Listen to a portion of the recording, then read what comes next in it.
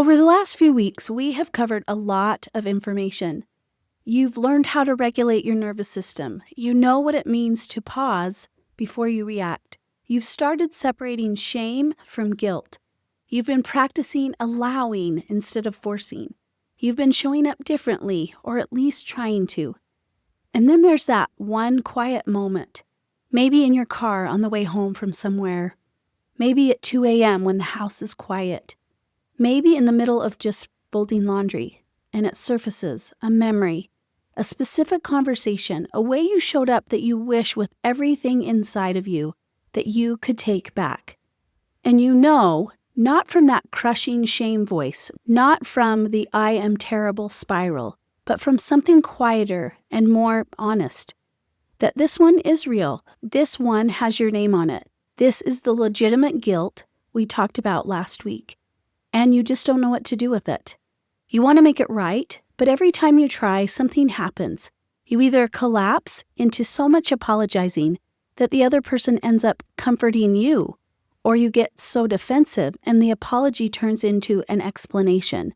And the explanation turns into a justification, and nothing gets repaired at all. So today, we're talking about repair, not the apologizing to make the discomfort stop kind, not the I'm sorry you felt that way kind, the real kind, the kind that actually costs you something and actually changes something. Welcome to the Seasons of Joy podcast. I'm Jill Pack. I'm a certified life and relationship coach and host of this podcast. And this is episode number 193, How to Repair Without Collapsing. Last week in episode 192, we talked about the difference between shame and guilt. Shame says, I am bad. Guilt says, I did something bad. Maybe that distinction landed somewhere specific for you. Maybe you recognize something as real guilt, not the crushing identity level shame, but something quieter, a moment you own, and you've been sitting with it, not quite knowing what to do next.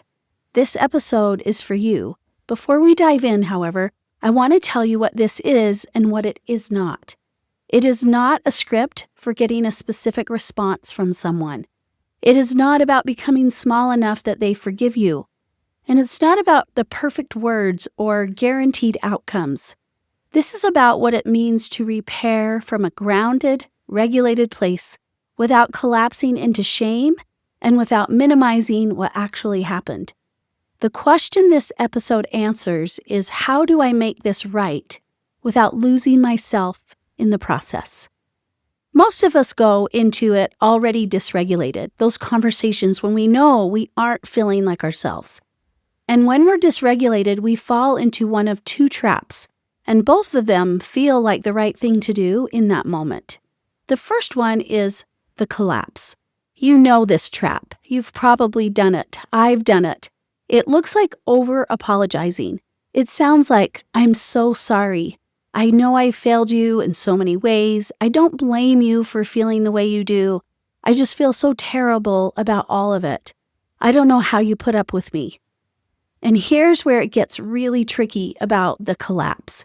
It feels like humility. It feels like taking responsibility. It feels like you really are owning your part. But what's actually happening is that the apology has become about you, your guilt, your need for relief, your need for them to reassure you that you're still okay. And somewhere in the middle of all of that, the other person, the one who's actually feeling hurt, ends up managing your feelings instead of being seen in theirs. Now that's not repair, that's shame pretending to be accountability. So here are some signs that you are in collapse mode. You apologize repeatedly for the same thing. Your apology quickly shifts to how bad you feel. You need a specific response from them for the apology to feel complete. You leave the conversation feeling worse, not more honest. And the second trap is the deflection. This one is subtler. It doesn't feel like avoiding accountability. It feels like providing context. It sounds like, I'm sorry you felt hurt by that, but you have to understand what I was going through at the time. I was doing my best, and also, there were things you did that made this harder. Yes, but, and that word but is the tell. Every apology that contains the word but is actually a negotiation, not a repair. Deflection feels like self-protection. And that's exactly what it is, but it forfeits the repair entirely because the other person can feel that the apology has an agenda. They can feel that what you really want is to be found not guilty. So, some signs that you're in deflection mode. Your apology contains the word but. You feel compelled to explain your reasons before acknowledging the impact. You bring up their part before you've fully owned yours. You feel defensive before the conversation even starts. So we need to understand that both of these traps have the same root: a dysregulated nervous system trying to protect your identity. The collapses to avoid rejection. If I become small enough, they won't abandon me. And the deflection deflects to avoid shame. If I can explain myself enough, they won't confirm my worst fears. Neither one is repair. Both are survival. And the only way out of both traps is the same. You have to regulate first. So I want to tell you a story from my own life, and I want to walk you through every wrong turn in it, because I think you are going to recognize yourself somewhere in this story. There's someone close to me, someone I love and I've known my whole life. And a few years ago, something happened between us. And I still don't fully know the shape of what I did because they've never given me the specifics. What I know is that they were hurt and angry, deeply angry, and that anger came at me twice. The first time, I was completely blindsided. They came at me with everything, yelling unkind words, years of something I hadn't known they were carrying.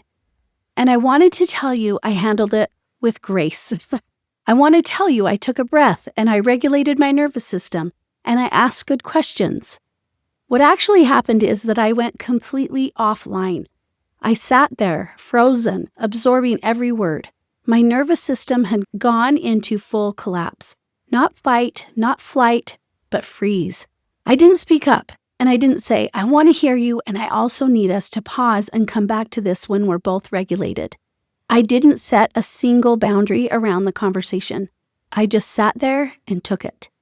And then afterwards, still dysregulated, still desperate for the anger to stop, I over-apologized. I begged them to forgive me. I said I was sorry over and over for things I didn't even fully understand because the apology wasn't really about repair. It was about making that unbearable feeling stop. It was about needing her to be okay with me again. That is trap one, the collapse. In real time, I was right in the middle of it.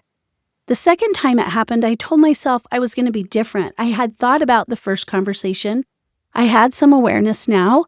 I was not going to just sit there and absorb it again. And I was right that something was different, but different doesn't always mean better. This time, there was the collapse again. I felt my nervous system go to the same familiar place. And then from somewhere inside that dysregulated state, a small pushback. Something in me tried to stand up, tried to say that this isn't okay. But here's what I didn't understand yet. Trying to push back from a dysregulated nervous system doesn't land as healthy boundary setting. It lands as reactivity, as defensiveness, as fuel. It made things worse. They got angrier, and I walked away from that second conversation more confused than the first, because I had tried something different and it had still gone badly. I didn't yet have the framework to understand why. What I didn't know then is what I know now. The problem was never what I said. The problem was the state I was in when I said it. You cannot defend yourself well from a collapsed nervous system. The words might be right, but the ground isn't stable enough to hold them. So what followed was a long season of trying. I reached out, I apologized again and again. I sent messages wanting to fix things. They stayed angry. They stayed distant. And at one point they told me something that really hurt. They told me I was fake. That landed hard. My first instinct, again, was to collapse. They're right. I'm terrible. And then to deflect. How dare they say that when I've been trying so hard? I moved through both of those places. But eventually, after sitting with it longer than was comfortable, I got honest with myself about what they might have been sensing. They couldn't see my intentions, but they could feel that my apologies had an agenda. They could feel that every message, every attempt, every reaching out had a need attached to it. The need for them to respond in a certain way. The need for them to release their anger. The need for them to see me as a good person again. That was important to me. I was not pursuing repair, however. I was pursuing control. I was trying to manage how they saw me. Every apology was really a request. Please feel differently about me so I can feel okay about myself again. An apology that needs something from the other person is not really an apology. It's a transaction. That realization was pretty uncomfortable for me in the way that true things often are. Eventually, after a lot of nervous system work, after getting honest about what I'd actually been doing, after asking myself the question, who is this repair actually for? And finally being able to answer it differently, I sent one last message. It wasn't long, said something close to this. I'm sorry for anything I've done that has hurt you, and I'm so sorry that our relationship is strained. I didn't ask them to respond. I didn't ask them to forgive me. I didn't ask them to tell me what I'd done. I didn't need anything from them in return. I said the true thing, that I was sorry, and I let it go. They never responded. The relationship is still strained. I hold hope that will change someday, but I am no longer white-knuckling that hope. I've had to find peace, not in their response, but in the sending, in the fact that I finally showed up without an agenda, in the fact that I said the true thing from a regulated place and I released what happened next. That is not a tidy ending. I know that, but I also know that most of you are not living in tidy endings. You are living in exactly this, the trying and the silence and the having to find peace without a response. And what I want you to know is this. The repair was still real, even without a response, even with the relationship still unresolved. The moment I stopped trying to manage how they saw me and just said the true thing and let it go, something settled in me that hadn't been settled in a long time. That is what regulated repair gives you. Not always the relationship restored, but yourself restored. I'll tell you what made the final message possible. But first, the 3 things that have to be in place before repair can actually happen. There are 3 things that have to be true before repair can actually happen. And I want to walk you through each of them slowly because if any of them is missing, what you're attempting isn't repair, it's something else. So number 1, you have to be regulated first. This is the foundation, and I know I've said it before on this podcast, but I need to say it specifically in the context of repair, because it really does change everything. If you are in shame when you attempt a repair, your apology is about you. You need them to respond in a way that relieves your shame. You're not actually oriented toward them. You're oriented toward your own relief. And the person on the other side of that conversation can feel it, even if they can't name it. If you are in defensiveness when you attempt a repair or deflection, your apology has an agenda. You want to be found not guilty, and again, they can feel it. Real repair requires that you be grounded enough in your own identity that the conversation isn't about your adequacy. Come back to episode 183 in the safety sequence. Before you initiate a repair conversation or before you respond in a moment that calls for one, ask yourself, am I safe right now? Do I feel safe? What does my body need to settle? And then this important question, who is this repair actually for? If the honest answer is to relieve my own guilt, you're not ready yet, and that's okay. It's information. Regulate first. And number 2, you have to be specific. Real repair is narrow. It doesn't try to address the entire history of a relationship in one conversation. It names one thing clearly, without contaminating it with everything else that has ever happened. Many of us who've been carrying guilt for a long time try to do an everything apology. We apologize for all of it, every mistake, every hard season, every way we fell short. And I understand that impulse. I've done it. It feels like the most humble, most thorough thing to do. But an everything apology is actually overwhelming for the person receiving it. It puts them in a position of either accepting a confession that they don't know what to do with or managing your emotional spiral. Either one is repair. The difference, I'm sorry for everything, that is overwhelm, not repair. I'm sorry for the specific way I responded when you told me about X. I was defensive and I didn't let you finish. You deserve to be heard. This is repair. One thing named clearly without the word but. And number 3, you have to release the outcome. This is the hardest part, and it connects directly to what we talked about in episodes 188 and 189 on allowing versus forcing. A regulated repair releases the other person's response. You are not apologizing to get forgiveness. You are not apologizing to restore the relationship to a specific state. You are not apologizing to make them feel a certain way about you. You are apologizing because it's true, because something happened that you own, and because of your integrity, your own sense of who you are and who you want to be matters enough to name it out loud. They may not be ready to receive it. They may respond in a way that hurts. They may say nothing at all. None of that makes the repair less real. You are not responsible for their response. You are only responsible for showing up honestly. This is what allowing looks like in the context of repair. You say the true thing, you release what happens next. That's it. So I want to give you the language for repair because I think one of the reasons we avoid repair is that we genuinely don't know what to say, and the fear of saying the wrong thing keeps us quiet.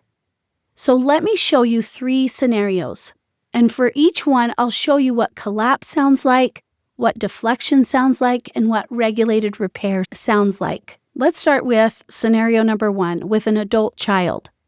Collapse sounds like, I'm so sorry. I know I was a terrible mother in so many ways. I don't blame you for feeling the way you do. I just feel so awful about all of it. I've been carrying this for so long. Deflected sounds like, I'm sorry you felt hurt by that, but you have to understand, I was dealing with a lot at the time. I really was doing my best with what I had. A regulated repair sounds like, I've been thinking about the way I handled a specific moment. I was defensive and I didn't let you finish what you were trying to tell me. You deserve to be heard. I'm not saying this because I need you to respond in a certain way. I just want you to know that I see it now. Or scenario number 2 with a spouse. Collapse could sound like, I just feel like I failed you so many times. I don't know how you put up with me. I'm really working on it, but I just keep messing up. Deflected sounds like, I know I've been short with you lately, but things have been really hard and I haven't been feeling supported either. Regulated sounds like, I want to own the way I've been showing up this week. I've been short with you and I've been taking things out on you that aren't about you, and that's not okay, and I know it affects you. I'm working on it. And scenario number 3, internal repair with yourself. Sometimes the person who most needs repair is you. Sometimes the guilt you've been carrying is about a season of parenting or a choice you made years ago or a way you showed up when you didn't have the tools you have now. And the repair that needs to happen is internal. Here's what that sounds like. I made real mistakes in that season. I was doing what I knew how to do with what I had. I've learned more since then, and I can hold grief about what I'd do differently without making that grief proof that I was fundamentally broken. I was a person in process, and I still am. The last scenario might be the most important one for some of you because until you can repair with yourself, until you can hold your own real guilt without collapsing into shame or deflecting into justification, it's very hard to repair with anyone else. So I want to bring something from episode number 187 directly into this moment because I think it's the piece that makes everything else possible. Repair is only possible from a grounded identity. When your worth is on the line, Every apology becomes a negotiation for your own adequacy. You can't apologize cleanly when you're secretly hoping the apology will restore your sense of self. The apology becomes too loaded. Too much is riding on the response. But when you know your worth isn't on the line, when you're standing in the truth that you are a divine being, right now, even in this moment, even having made this mistake, you can name what you did wrong without meaning you are wrong. I made a mistake and I am a mistake are not the same sentence. You can only live in that distinction when your identity isn't threatened by the conversation. This is the ground that makes regulated repair possible. Not perfection, not having done everything right, just knowing that your worth isn't determined by this conversation. Knowing that you can be wrong about something without being worthless. Knowing that repair is an act of love, not an admission of failure.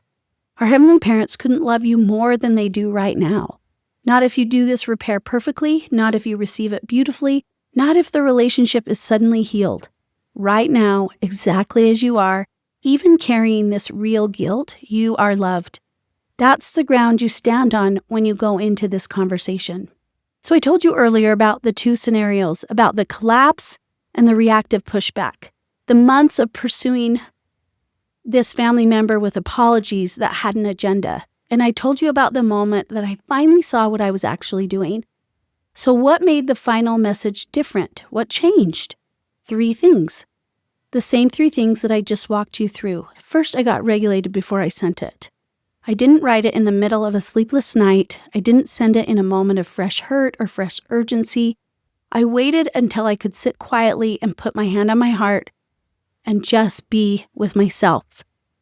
Enough to write from a grounded place instead of a desperate one. And second, I was specific and I kept it small. I didn't try to address everything. I didn't apologize for the whole arc of what had happened. I named the truest, simplest thing that I could own, that I was sorry for anything I had done to hurt them, and I was sorry that our relationship was strained. That was it. No explanation, no request, no but. And third, this is the one that took the longest to get to. I released the outcome before I sent it. Not as a strategy, not as a technique, but as a genuine act of allowing. I had to get honest with myself. I cannot make them respond. I cannot make them forgive me. I cannot control how they hold this. And if those things are true, and they are, then the only thing sending this message can give me is the integrity of having said the true thing. That has to be enough. And it was enough, not because they responded. They didn't. Not because the relationship healed. It hasn't. But because something in me completed. A cycle that had been open for years finally closed. Not on their end, but on mine. I showed up honestly, without an agenda, and I let go. And that, it turns out, is something you can give yourself even when the other person gives you nothing back. That's what regulated repair looks like when it works. And I want to be clear, it doesn't always look like a beautiful moment of mutual healing. Sometimes it looks like a message that goes unanswered. Sometimes it looks like saying the true thing into silence. But the silence doesn't make the repair less real. And the unresolved outcome doesn't mean you did it wrong. It just means you showed up. And that is always worth something. So I want to be honest with you about what repair doesn't guarantee. It doesn't guarantee they'll receive it. It doesn't guarantee forgiveness. It doesn't guarantee the relationship will suddenly be what you wanted it to be. Allowing the outcome means you don't get to control what happens next. And that is genuinely hard.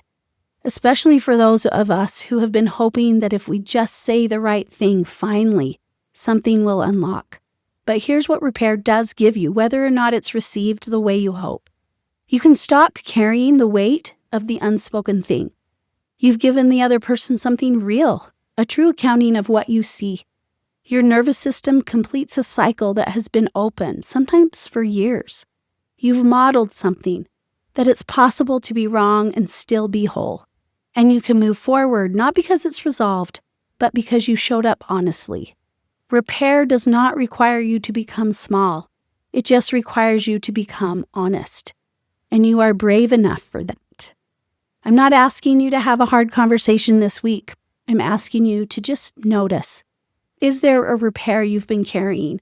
one you've been avoiding, not because you didn't know something happened, but because you were afraid of collapsing or being rejected. Just name it to yourself. You don't have to do anything with it today. Just ask yourself, which trap am I most likely to fall into, collapse or deflection? And what does my nervous system need to settle before I'm ready? That awareness alone is the beginning of something. So if this episode landed somewhere specific for you, if you're carrying a repair you don't know how to make, the free 30-day Conflict to Connection Challenge is a gentle, honest place to begin this work. You go slowly, we go from the inside out, and it starts the moment you sign up. You can find the link in the show notes. And if you're in a relationship where repair feels truly impossible, where you've tried and it hasn't landed, or you don't even know where to begin, that's the kind of work I do with women one-on-one. You can find me at seasonscoaching.com or just reply to any of my Thursday emails. I read every one. Until next time, remember, joy isn't about getting life perfect. It's about being present to the grace that's already here.